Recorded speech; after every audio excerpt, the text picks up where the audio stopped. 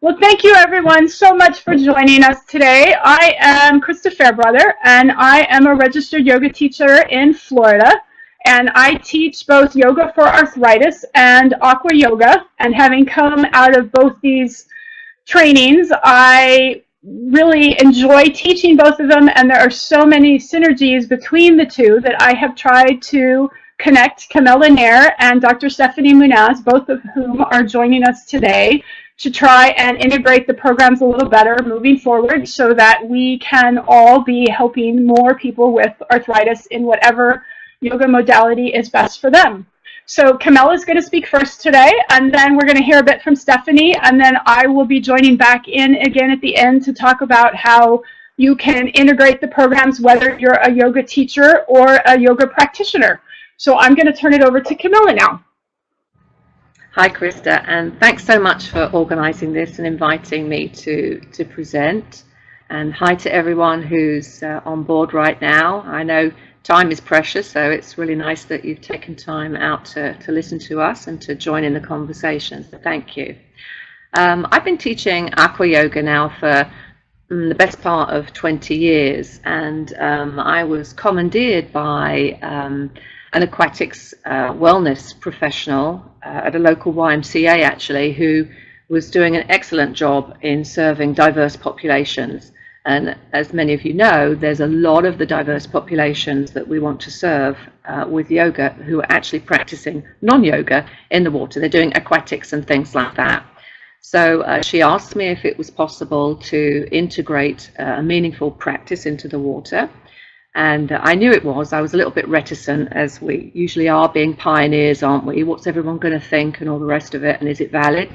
The students validated it from the get-go, actually, and with their encouragement, testimony, enthusiasm, I wrote a book called Aqua Kriya Yoga, and then after some years developed a teacher training program, which now has been bumped up to 40 hours. So with the yoga community kind of splitting off a little bit now and people wanting to support a more therapeutic modality, I think it's going to become more and more popular. And think about the amount of swimming pools that there are across the country. It gives a great opportunity for yoga teachers, and there are more and more yoga teachers now, of course, who have an opportunity to add extra income you know, in their lives by teaching privates, and whether they're on land or in the water doesn't really matter, but they have the accessibility of hopefully using a swimming pool. So I find that really, really exciting. And I travel around the country and teach. Oh, hold on. Travel around the country and teach through the year. And next week I'll be in Houston doing a teacher training. Then I'm off to Santa Fe, Central Florida, Chicago, and San Jose, and then somewhere in there Singapore as well. So busy, and it's wonderful to be able to bring this modality to teachers and practitioners, because the training is open for everybody at level 1. You can flick the next slide, please, Krista. So those of us who have kind of been around institutions like YMCAs, Jewish community centres, senior centres and so forth know that there is a huge population of older adults and people suffering from arthritis and fibromyalgia and so forth who are already exercising in the water and would absolutely love. I mean, these are like the people that were burning the bras and out protesting, you know, in the 60s and stuff. They're coming of age. The baby boomer population is exploding. And I think it's really vital that we give them the opportunity of finding a mindful practice through Hatha Yoga in the water, somewhere that they find it very, very accessible. So I feel that there's this huge population of people that we're not serving. They perhaps even share yoga may be too painful for them. And so bringing the modality into the water, I think, can really, really help. We have this fear, I think, that comes into our constitution as we get older. We go through that vata stage. Those of you who've studied any Ayurveda know that we get a little bit more air in our constitution. It makes us a little bit feeble and weak, body, mind, and so forth. And it's linked to fear is kind of stored in the thigh bones. And one of the things, Christy, you'll probably remember from the teacher training, is teaching people how to ground the femur bones, press the thigh bones back, anchor the tailbone down, and draw the belly button in. And the water is the best place to do it. It's almost like dumb luck. As soon as you get into the water, you start finding that elongation that in yoga we know takes kind of a long time in a gravitational field to develop. Mula Bandha, Uddiyana Bandha. And how are you going to teach that to someone who comes to yoga, Aqua Yoga, in pain, very late on in their life? It's much easier in the water to cultivate and to sustain, even without talking about that kind of stuff. So, and as we get older, I think we tend to practice changes so much. I used to practice chakrasana a lot, and scorpion and things like that. My practice has become smaller on land, as you know, I'm sort of approaching, the second half of my 50s. And so I find that I can do, not scorpion, but I can do chakrasana in the water quite nicely and really breathe and be really comfortable and stable, which, as we know, through Patanjali's Yoga Sutras, that's the only prerequisite of asana in any case. So we submerge the joints in water, and it helps to increase range of motion. And we can even start to refine all the small motor skills as well in a nice, gentle, soothing environment in the water. The water obviously is fluid, linked to one up from the earth chakra. It's the water element, Svadhisthana. And so keep moving, I think, is what we like to encourage people with arthritis and fibromyalgia to do. It's very easy to become stuck. It's like a pregnant woman. The contractions start, and what does she do? If I stop breathing, if I just, hold myself in this position, it's not going to work. You can't do that. You got to get down and really get earth-centric and start to breathe and ride the wave, really. So I think people can move very freely in the water, almost instantaneously. Pain-free is what I tend to find. Even from the first class, people are pain-free, which is wonderful. And of course, they move at their own intensity. We have this viscosity. If we just put our hand in front and kind of waft it through the air, it's very difficult to kind of feel anything tangible. When we're trying to educate people as they're old, slightly older maybe, and have never done yoga before, perhaps, into experiencing things and moving in a directional way mindfully, it can be a little bit difficult. But the water viscosity provides that sort of proprioception. And then, of course, from there on, they can vary how they're moving through the water. And as teachers, practitioners, we kind of know how to judge that. And they have an opportunity to use the water like a variable weight machine moving through it. So the water also has a fantastic property, of course, of hydrostatic pressure, that little squeeze that we get, that hug when we come in. And that helps to really increase the depth of our exhalation. And obviously, as we get stressed even in a gravitational field, as life presents itself to us, as we get older, perhaps, as our posture changes, as things happen in our life, our breathing changes. And I think it's really hard to train people to dismantle erroneous breathing patternings. And yet, if you go into the water, just by getting into the water, it starts to, the muscles start to contract a little bit more through the exhalation. And as we know, nature abhors a vacuum.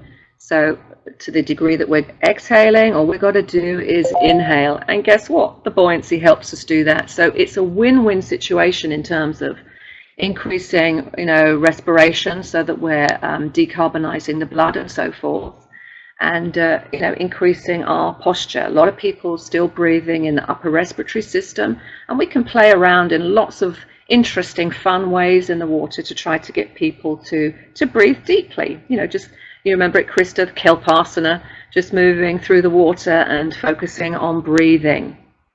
I think as we get older, and we're all getting older, unfortunately, I think really what we try to do, those of us who've been practicing yoga for a long time in particular, am I going to remain lucid and ambulatory for the rest of my life? Because at the portal, when the cord is cut and I move away from this body, am I going to be conscious, or am I going to be wailing and screaming and all the rest of it? I want to be able to sustain all of that And so whatever happens, and I'm doing a lot of my practice in the water and on land, so I kind of see the benefits for both.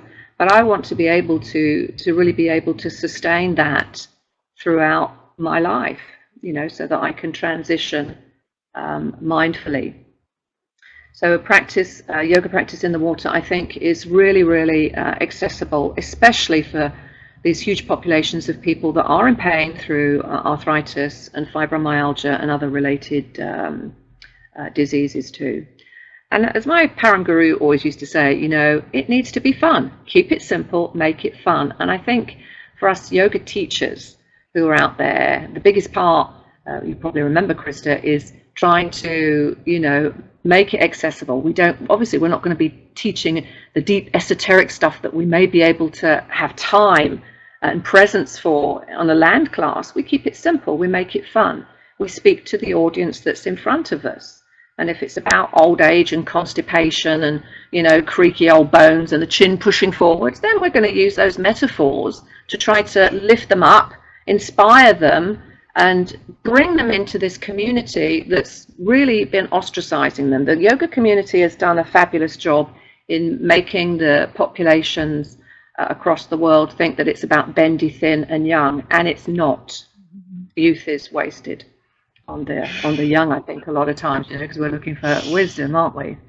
So I think it needs to be a mindful practice so that we can sustain continuity of consciousness. And, you know, being in the water itself is just so healing. When we think about fun, you know, we think about probably a holiday, you know, vacation. And very often we're going to be around a medium of water, the sea, a lake, a swimming pool, you know, where we're having fun. And just even being in the water and just kind of looking at it, I think it really affects the parasympathetic nervous system, allows us to breathe nice and deeply, and it makes us feel a lot better in our practice. So we get a lot for our money. And I'm a bit of a thrift shopper, so I like to get more bang for my buck wherever I can. And I do actually think that we move more prana when we're in the water because of the properties of water. So you can switch it over. And it's not just for old people.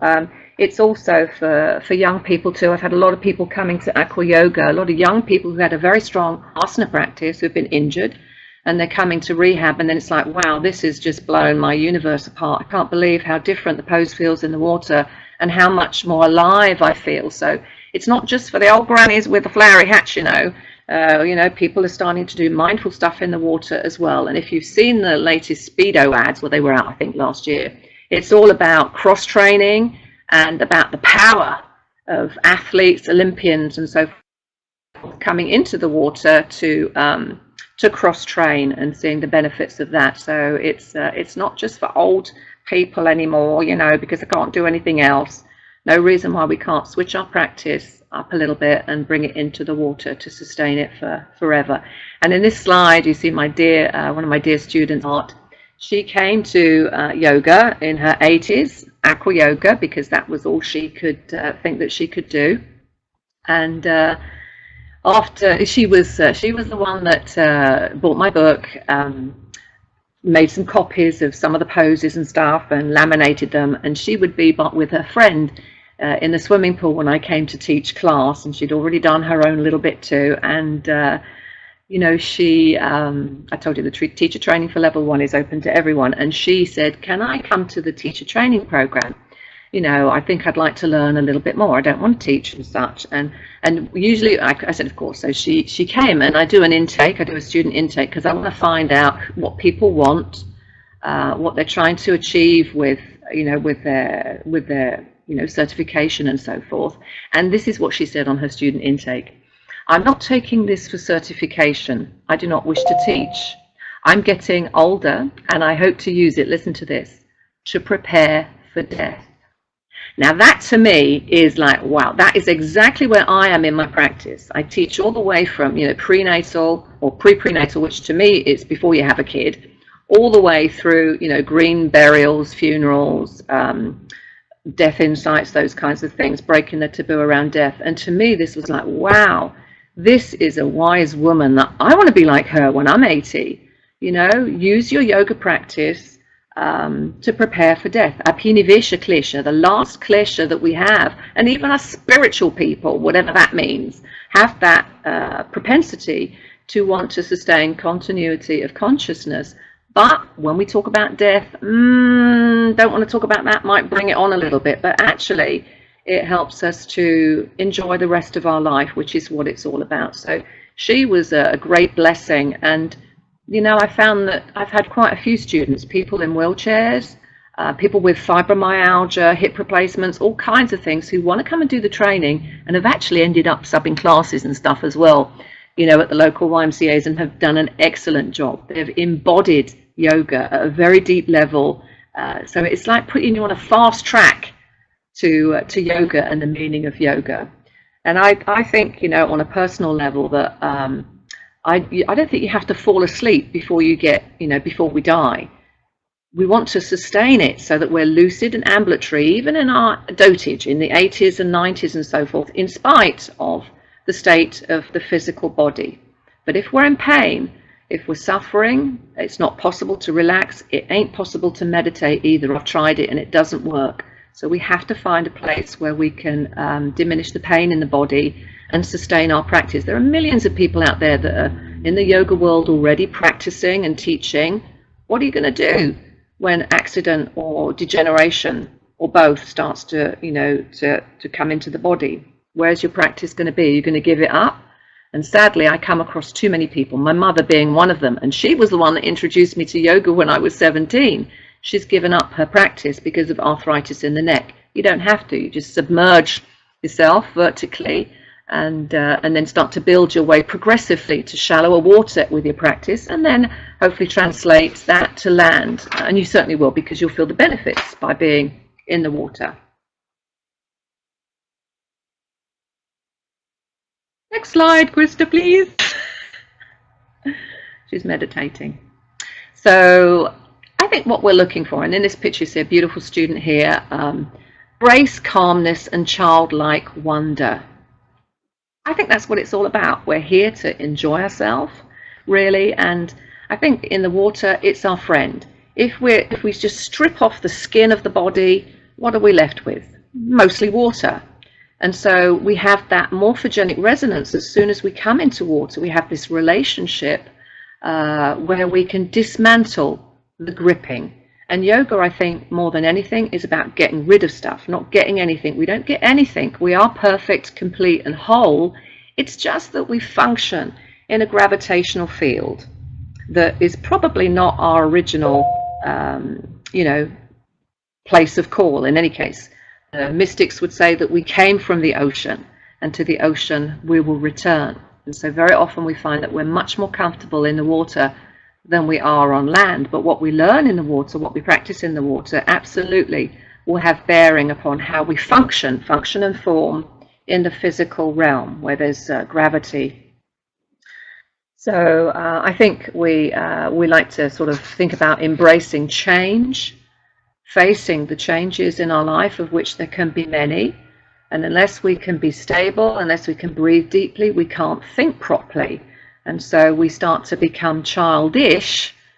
You know, sometimes I think as we age and our parents age, it seems like we're the parent and they're the child. I don't think my mother's listening, but but you know what I mean?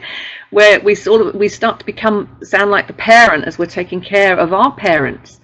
And you know, I think it's important that we learn to stand on our own 2 feet for as long as we possibly can and advocate for ourselves. And I think that we can certainly do that. So I think really the life goal is to enjoy life to the fullest. Next slide, please. Benefits of practicing. Well, there are tons. I just thought I'd choose a few of them, actually. I said it before about the, moving the hand through air. Not very tangible. Can be some risk of falling, tripping, and damaging something because you've got momentum in a gravitational field. So if you're going to trip and fall, then obviously we know lots of people are going to, maybe have a hip replacement after that, smash the pelvis, all kinds of things that can happen. They're not using the recovery muscles that are drawing the muscles down the back of the body. It's usually linked to extension in yoga. And so we have this proprioception of knowing much more where the body is in space and time. And in yoga, as many of you know, the back of the body is really a symbol of the unconscious mind. That's why back bends are generally so difficult, and that's why as we get older, generally back bends become more and more challenging. And if people can't get up and down off the floor, which is very common with our populations, of course, that we're talking about today, where are they going to find their extension poses?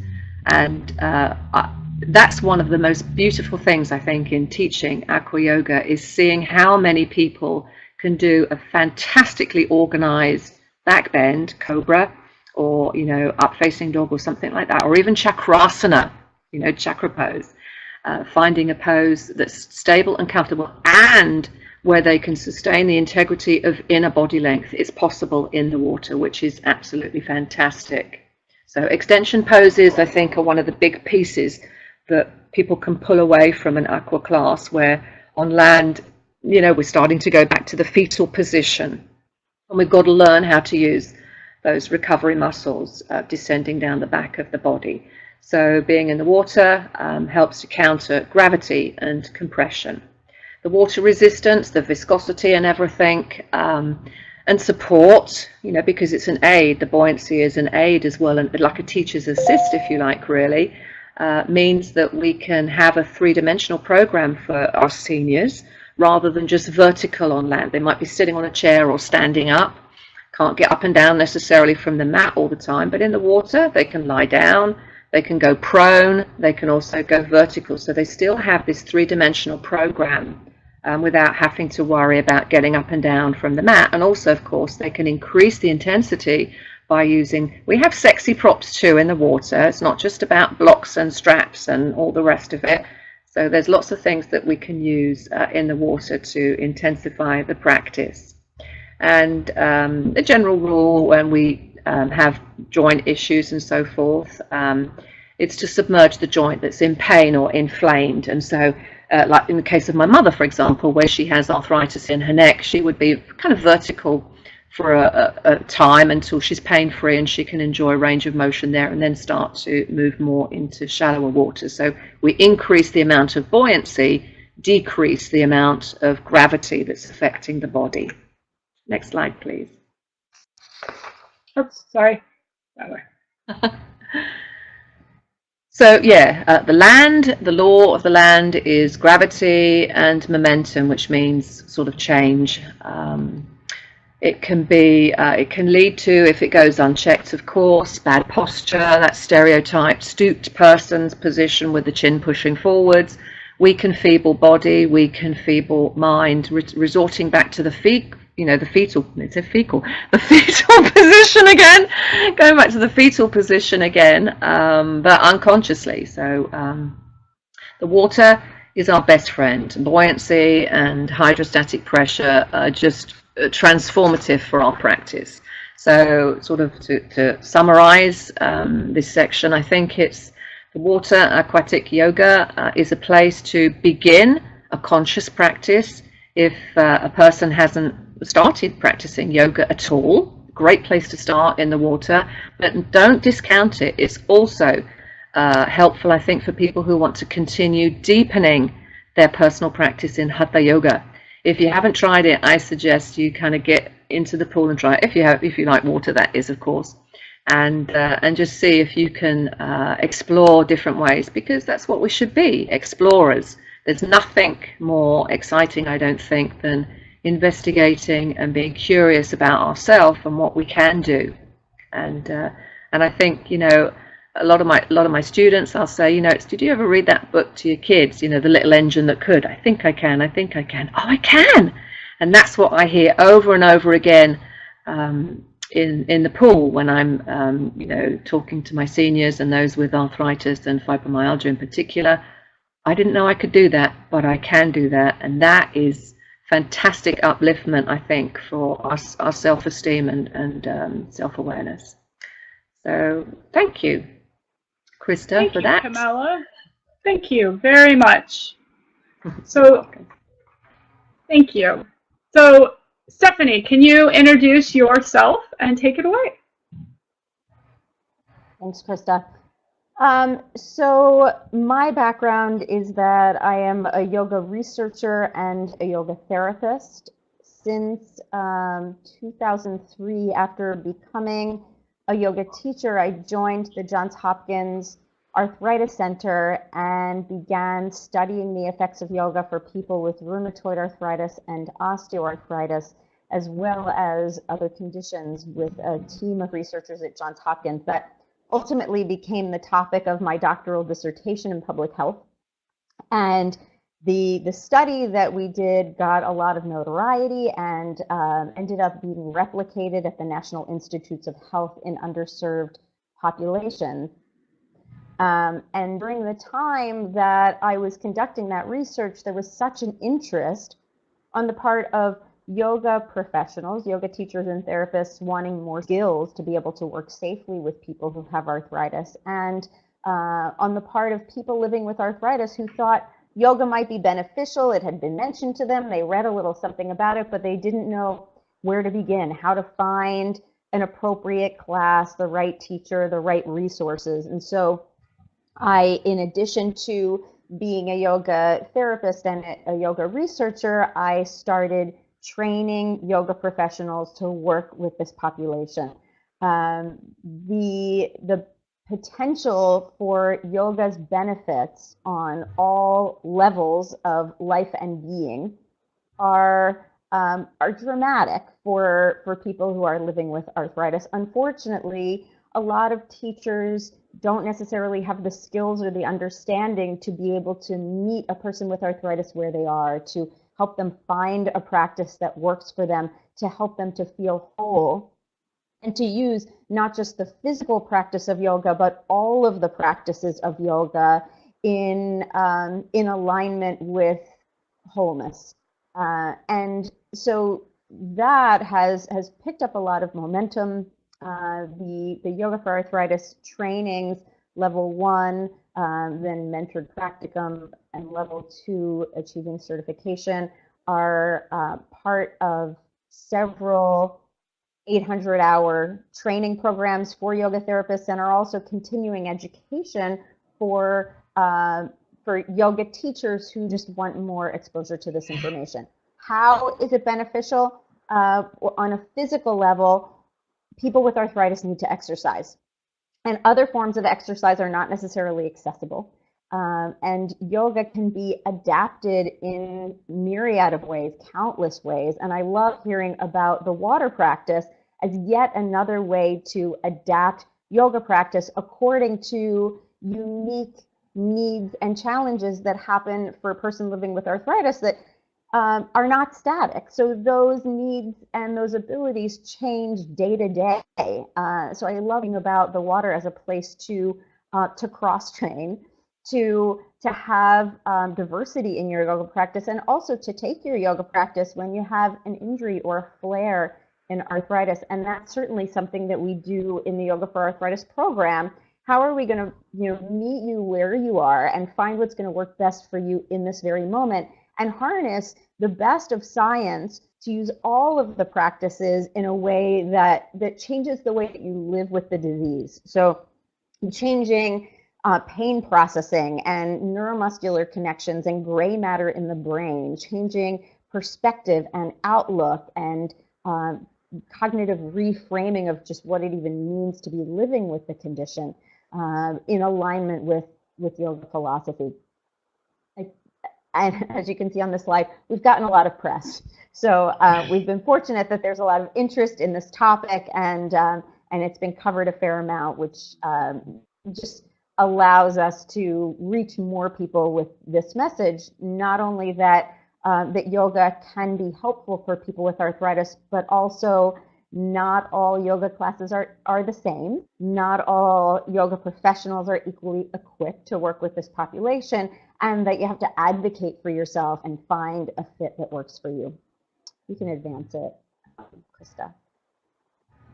The program, you know, oftentimes people think about arthritis as a musculoskeletal condition. There are more than 100 diagnoses within the umbrella of arthritis. So we heard earlier about fibromyalgia as one example, and there are many others, and they all operate differently within the body and impact not just the musculoskeletal system, but all of the systems of the body, and therefore also the mind, the emotions, even sense of self and spiritual framing. So fortunately, medicine is moving toward a biopsychosocial model that recognizes that all of these parts are connected and influence each other and need to be considered in care, and even spirituality is sometimes added to that. And yogic philosophy has a parallel framework, which is the Panchamaya Kosha model, wherein we don't just consider the physical body when we're thinking about the effects that arthritis has on a person's life, but all the layers of self, the energy body, the mind and emotions and wisdom and spiritual connection, that arthritis impacts all of the layers of self, and yoga can have an impact on all of those layers. So a holistically affecting condition requires a holistically focused treatment or management program, and that's really how yoga is built. So we make sure to think about yoga as holistically as it is, and also consider arthritis in that way. You can advance the slide.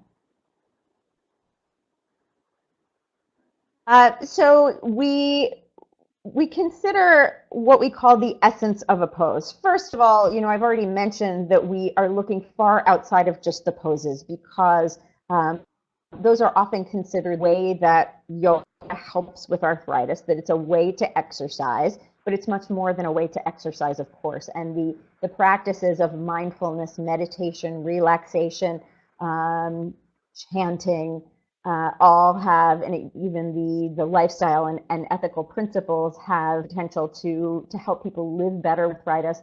But the physical practice alone can be modified. There could be a different pose for every person practicing. That it's not about making a certain shape. It's about the energy and intention behind a pose, be that a physical intention, you know, we're lengthening the hamstrings, an energetic intention, we're surrendering in this pose. So why are we doing the pose? And then how can we achieve that in a way that's safe and appropriate? And when we're talking about gravitational field, oftentimes that means changing the relationship to gravity. So can we move this into a chair? Can we flip it upside down? Can we take it over to a wall? And even how can we help people to get up and down from the floor safely so that they can do things in life that allow them to be more mobile and more independent as we age, including, you know, getting on the floor to be able to play with grandchildren and pet your dog, and all of those intangible aspects of quality of life that really make a difference in how someone feels. You can move it forward. I think that's me. All right, and I hand it back over to Krista to talk about the intersection of these two wonderful practices. So again, thank you everybody for joining us. If you joined us late, my name is Krista Fairbrother, and I am a relatively new yoga teacher. I've been teaching a couple years here in Florida, and when I decided to do yoga teacher training, I had a lupus diagnosis, and I obviously had some health problems, and I wasn't entirely convinced I wanted to teach yoga, like many people who go into teacher training programs. So I started the program, and in the middle of the program, I changed rheumatologists, and my diagnosis was changed to mixed connective tissue disease. So it turns out I've had arthritis when I first started showing symptoms at about 12. And so I had pretty extensive arthritis everywhere, and it was really a shock because I really couldn't cognitively deal with, well, how could I be in so little pain and do all these crazy yoga moves and have arthritis everywhere? It didn't make sense. So when I, you know, thought on it and got over the shock, it was like, well, it's of course because I did yoga all this time. So I give the yoga fully the credit for this, and it really made me significantly more serious about wanting to teach yoga, and I've really dedicated myself to that since. I got on Google the Power of the Universe and found Stephanie's program and did the training in Yogaville. And while there, I met another yoga teacher here in Florida named Mary Veal, who does Aqua Yoga, and I had never even thought of that. And it was like, wow, that just sounds, really great. So in keeping in the spirit of really wanting to teach to people with arthritis, I came home and then Googled Camilla and went to her program. And so I've really, ever since I've been a yoga teacher, is I work with people with arthritis, whether it's on land or in the pool. So talking about how I synthesize these things. So Aqua Yoga, it's very similar to a land-based practice. You warm people up by taking the spine through the 6 ranges of motions. You go through, in this case, your series of standing postures, since we don't do a lot of sitting down in the pool for obvious reasons. I can't convince my students to learn handstand. Nobody's taken me up yet. The kids will, but none of the adults will. And you build to your peak pose in safe ways, making people, or excuse me, encouraging people to accommodate their bodies. We can't make anyone make it safe, but we try. I sometimes have trouble with that, getting people to keep themselves safe.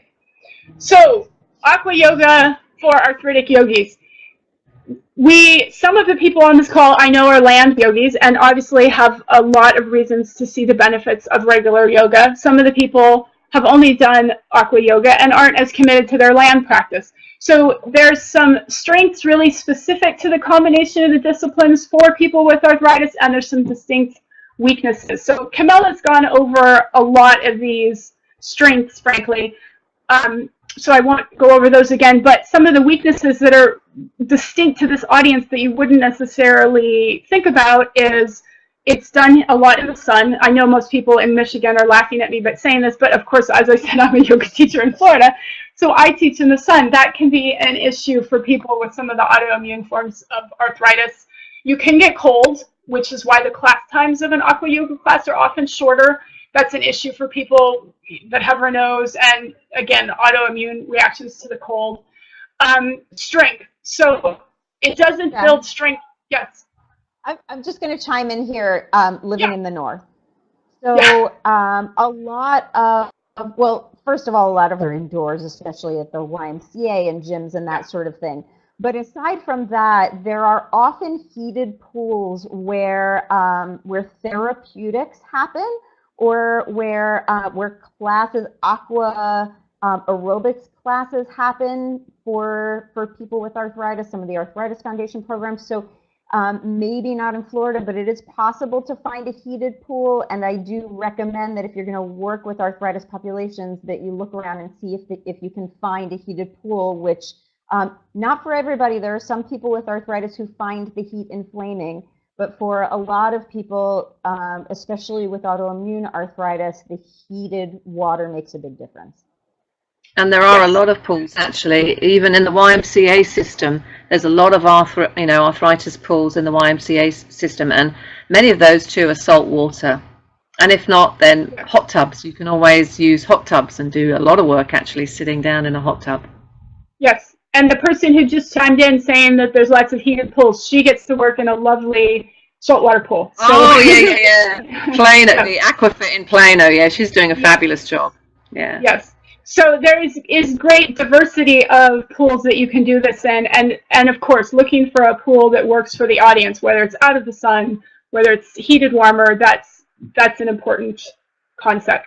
So strength. Why this is an issue, particularly with people with arthritis, is as we've been talking, some of the population that does this is older, and they are at risk for joint replacements, whether it's knees, hips. And research has shown, especially with knees, that the stronger you can keep your legs, the less likely you are to need these surgeries. So as a single practice, it does have some limitations. If you, as an arthritic yogi, are combining your Aqua Yoga with some of the practices that would help you keep your strength, that could be a benefit. As Camilla already spoke to, it can be a little harder to work into the philosophy into an aqua class because you're kind of just standing around milling in the water. You get cold. It feels a little weird. We're just all standing in the pool, not swimming. So again, it is yoga. It is a mindfulness practice. But and again, as Camilla said, speaking to the audience, you may have an audience who doesn't want that quite as much, and they'll tolerate it. And they actually, in the end, will often really appreciate that. But sometimes you kind of have to win people over with maybe an introduction and a taste. So yeah, deal with form and function first, and then start to talk about the woo-woo stuff. Because right. then by then So, they're going to be hanging on everything that they can get from the practice. Right. I'll also And add, Krista, having seen some of your work, that that the environment where the pool is sometimes is a little loud and, you know, maybe not as serene. So I think that that sort of, that balance of having the practice in the water that feels really good sensorily and has all of these benefits, and then also, you know, being able to practice in an environment that is a little bit more protected, more of a sanctuary type feeling, could be nice. And there are lots of pools like that, actually. Yes. Oh yeah. Or there are some. yes, or I would encourage everyone to hire their local Aqua Yoga teacher for privates, and then you get your nice, serene, perfect environment. So yes, especially a lot of the YMCAs can be very loud. So you do what you can. If my voice is actually a little strained because I've been teaching all day, and it's outside at the pool and loud. Oh yeah.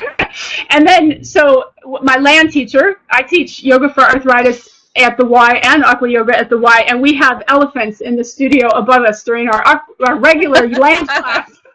So it is really, really loud. So not to say that it's always quiet on land.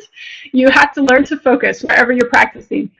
And then the only other weakness I wanted to draw attention to for an arthritic clientele is if you have the autoimmune forms of arthritis, you're at greater risk for heart disease, even when adjusted for your exercise level. So if you would be advised by your healthcare providers to really make sure that you are including a cardio practice of some sort in your lifestyle. And if a land-based cardio practice is no longer available to you, then you would want to think about what else can you do in the water to be aerobic, whether it's swimming or perhaps deep water aerobics if you want to continue on that no impact model, but add some cardio in there. So just something else to think about for some people with arthritis.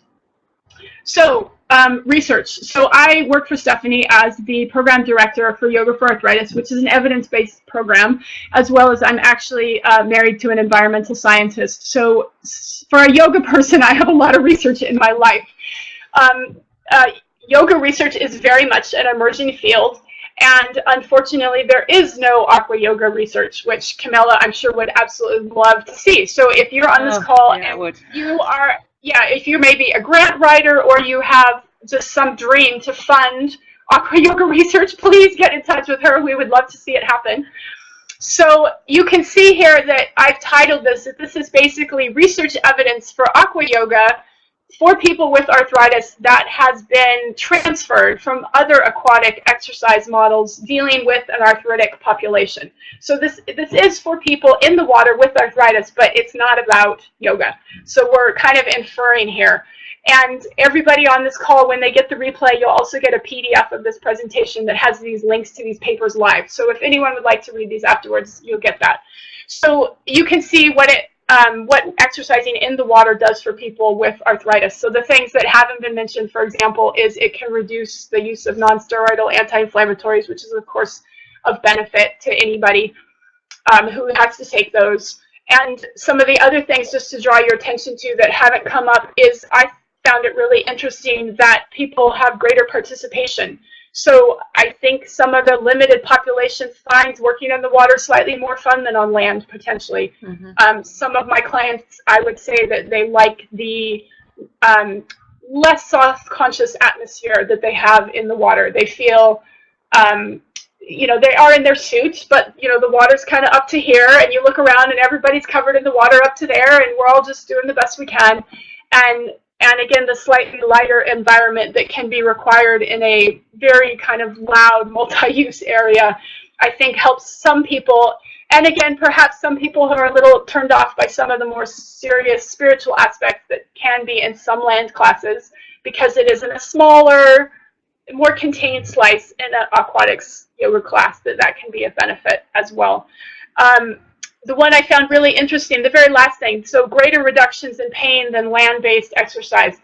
What I find so interesting about that is I've just started this year where I actually am teaching Aqua Yoga and Yoga for Arthritis in the same facility. So I have some clients who can come and see me in both modalities. So I am really curious to see what they have to say about the two modalities, because again, as I said, this is not Aqua Yoga research I'm drawing attention to. We have some research that says land-based yoga reduces pain in people with arthritis. I'm really curious, even anecdotally, to see what these people say about, well, the Aqua Yoga does this for me, for my arthritis, compared to the land yoga for my arthritis, because me personally, as a sample pool of one, doesn't really make for a strong case either way. Yeah. No, but we just know that there's huge populations of older adults who are going into the water who might not know that Aqua Yoga exists, but they're there for Aquatic. So they're there for a reason, because it's jolly and because they're moving and, you know, they're getting the cardio work and everything. So they're already there. It's just that we desperately need to get some scientific research about, you know, Aquatic Yoga specifically.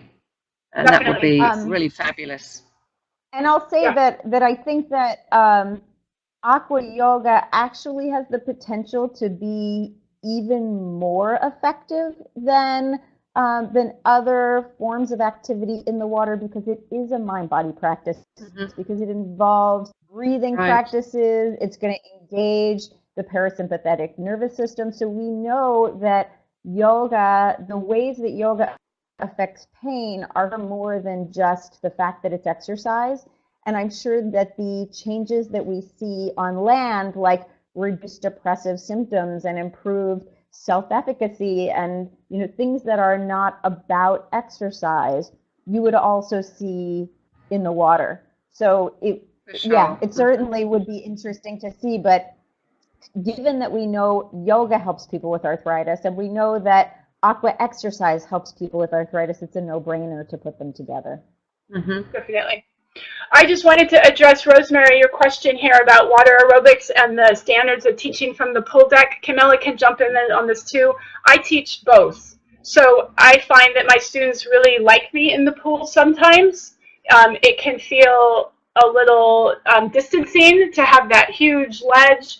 But at the same time, when I do teach in the pool deck, I get very good vision on their alignment, and I can demo what's going on in my own body better, because obviously if I'm up to here, I can't give them a visual reference for what a good hip alignment is in a particular posture. So there are benefits to both. I do both. I know Camilla does both. Do you want to add any of that, Camilla?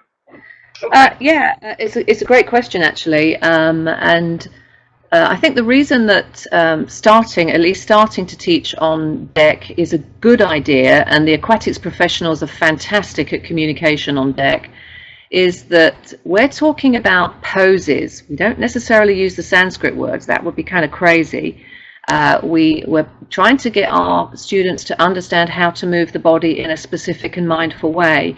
And it's impossible, because, as you know, a couple of feet in front of you, if you're in the water, you can't see anything.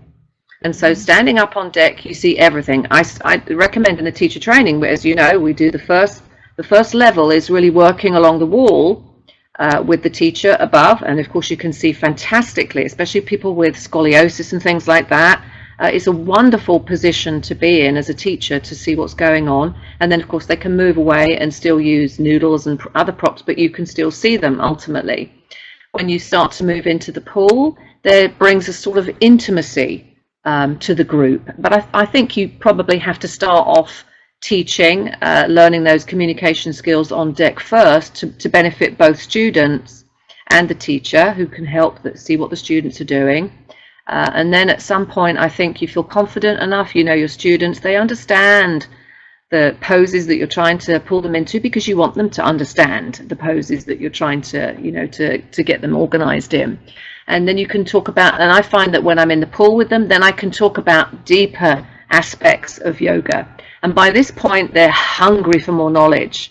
You know, the things that we teach them from the deck, for example, if they're doing sort of half baby bug with the shin on the wall, you know, and they're bringing the breath into the back of the body, we're talking about, okay, not that right side, darling, the other right side, because that's ascending colon, descending colon. As you get older, your constitution dries up. So we're giving little snippets of real life stuff, you know, stuff that's important about living our everyday lives. We're teaching them those kinds of skills, I think, when we're looking at them from the deck.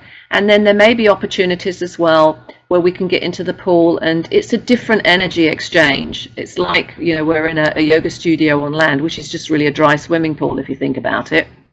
And and then we can start to get. Line, Stephanie. I know. And we can start to get even deeper. And I find that my students are really hungry now for all of this deep stuff. And so it's just, you know, as everything, we evolve as teachers, and hopefully our students evolve as well. So yeah, it's a great question, but I certainly recommend teaching from the deck first, especially if you're dealing with people who have never done yoga before, don't know what a warrior one looks like. You know, it's important to be on the deck. Yeah. With our few more minutes, ladies, Camilla, can you go first and talk about your training program for the year and how to contact you for more information? And then Stephanie, do the same. I'll field questions in the chat box while these ladies are doing that, and then we'll take more questions at the end. Okay, so yeah, I've got a 2-level program. First level is 18 hours. It's a weekend training, Saturday and Sunday. Next week I'll be in Houston. Then whenever it is, can't remember, you have to look at the schedule on the website, www.aquakriyayoga.com. I'll be in Central Florida, Santa Fe, Chicago, can't remember where the hell else I am, but I'm there anyway. And there may be another one around New York, New Jersey. I'm not sure. We'll see if that one pans out this year, but yeah, just contact me through the website and ask if you have any questions, of course. Level 2, that will be in Houston in October, and that builds it up to a 40-hour program, which I'm really, really excited about. And if anyone's going to CITAR this year, then I have an exhibition table there this year as well. So that would be really cool if you're a yoga therapist or you're interested in yoga therapy and you'll be in Newport Beach. I'll be there in June. So look forward to saying hi to you there. Thanks, Krista. Great. Sure.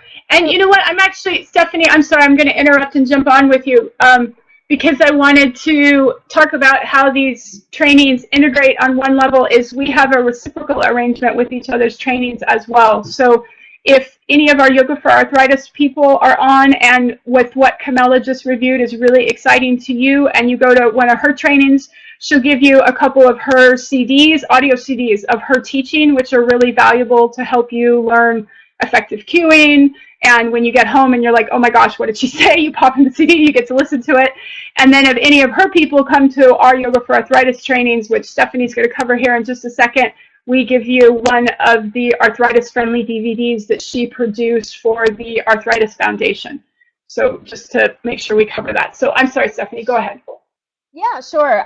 So if you're a yoga professional, and whether you teach in the water or whether you teach on land and you'd like to learn more about arthritis, about how to speak specifically to the benefits for people with arthritis, the challenges, how to talk to medical professionals about how yoga can help people with arthritis.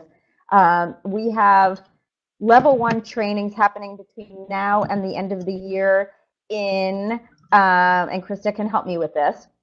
So yes. At Yogaville in Virginia, in California, San Francisco, and Santa Barbara, in Boston, at Kripalu, that's coming up next month. That's coming up. Yes, April 23rd. New York. Yeah. Okay, I think I got them all. And then level 2 will only be in New York this year. If you're someone who is living with arthritis and is interested in finding a yoga teacher, our website has a list of teachers, and if you can't find one near you, please contact us. And also the Arthritis Friendly Yoga DVD. If you have been doing a water practice and are interested in trying it out on land with props, then you can check that out on our site as well. Krista, is there anything I missed? No, those are all great examples. Camilla, I am typing. Can you talk about your Audible yoga classes? Somebody had that question, and I want to make sure that I cover that for you. Oh, on Audible Yoga? Yeah, sure. It's a great site actually if you're a yoga teacher, and you know what it's like. Your students are out. You students go out of town and they say, "Oh, I wish I could take you with me." Well, you can. All you have to do is record a class on your phone and send it into Audible Yoga, and then start to tell your students about it. You get a little kickback, and it's a very little kickback financially, but you know it's something that's kind of helps you build your business, which is wonderful. And yeah, I do have quite a lot of downloads on there. I can't remember how many aqua classes I have on there now, maybe 2 or 3, I think, along with prenatal and meditation and philosophy and such. But yeah, it's audibleyoga.com. Great. It was started by 2 girls in LA. They're not yoga teachers, but they were in the position where they wanted to take their yoga teacher with them wherever they went. And the one only time I've injured myself, well, actually, I've probably injured myself a couple of times over the decades I've been practicing, of course, but the last time that I did myself a mischief with practicing yoga was when I was watching a video. And you know, I kind of did my back in, but this is audible, so you just put the headphones on, and you can actually wear headphones in the water as well and practice too. So yeah, what was the question again? I can't remember. What was the question? No. Oh, audible yoga. Yes. Yeah, so if you can probably, they did used to have, if you sign up, you know, www.audibleyoga.com, if you put in my name, it used to be that you got a 3-week free trial. So try that and see if you can get a free trial still. Great, thank you. Also, something that I failed to add, Krista, is that that my website is membership based, and so there is an option when you go to the site. Of course, you could just go to the store and poke around, or go to the list of teachers and look for somebody near you, go and look at the trainings. But there's also an option to become a member. There are options for community members and professional members where you get a login to the back end of the site, and there are a whole bunch of resources there, PowerPoint, audio, video, research articles, classes, right? So that's another option to explore. I did not see any questions in the chat box, so we'll just give it a minute here in case anybody has any last minute questions specific to the practice. I see lots of requests. So, yeah. Oh, and Central Florida. It's Mount Dora. Mount Dora. In August. In Orlando. No, that one's in, I think it's in August, isn't it? Yeah, it's in I August. don't know. You'll have to look at the website. Yeah, Mount Dora training. It's in August. Yeah, I shared the link recently. So yeah, that would be your next Florida training. It's the 19th, 20th of August. So there we go. Houston first, and then Santa Fe actually, and then can't remember, San Jose, Central Florida, and Chicago. Great. I see one person typing.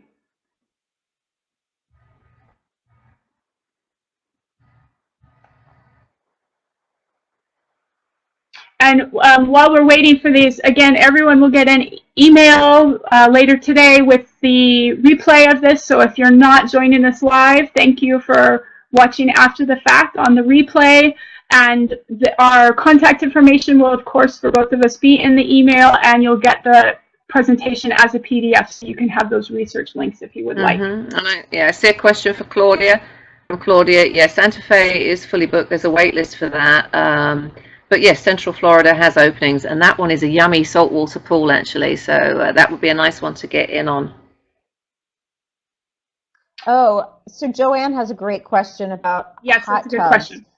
So I'm going to chime in from an arthritis perspective, and then you can maybe speak to this a little bit more, Pamela. So for someone who has an autoimmune form of arthritis, so that would be rheumatoid arthritis, psoriatic arthritis, ankylosing spondylitis, lupus, any of the rheumatologic diseases that are autoimmune, you want to be really careful about infection, about exposure to toxins, about protecting the pulmonary system and the vascular system.